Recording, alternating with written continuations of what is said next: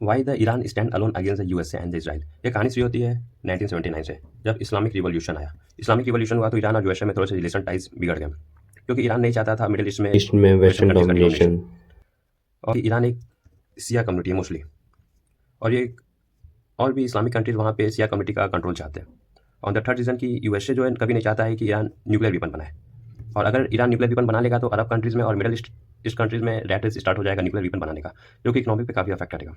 तो ये था कि यूएसए और ईरान में 1979 से लेकर के जो लड़ाई चल रही थी। तो ये बीच में Saudi, Jordan, Qatar, Bahrain, Kuwait क्यों आ गए? जैसे कि पता है कि सिया जो है ईरान सिया कम्युनिटी है, और जो सऊदी है मोस्टली सुन्नी कम्युनिटी है। तो ये दोनों इस्लामिक कंट्रीज़ में अपना कंट्रोल चाहते हैं, जिसकी वजह से इन दोनों में थोड़ी लड़ाई चल रही है।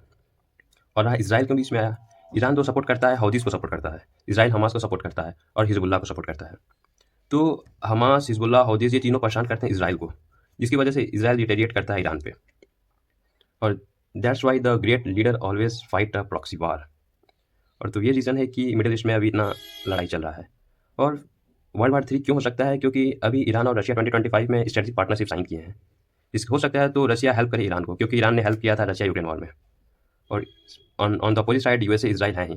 और what's take on this of India? तो इंडिया जो है कि वार को डिस्कलेट ही करेगा, क्योंकि ईरान पे इन्वेस्ट किया है India on Chabahar port. Chabahar port पे इंडिया ने काफ़ी इन्वेस्ट किया है, एंड ईरान एक सिंगल रास्ता है जिससे इंडिया सेंट्रल एशिया में जा सकता है, यूरोप में जा सकता है और अफगानिस्तान में जा सकता है।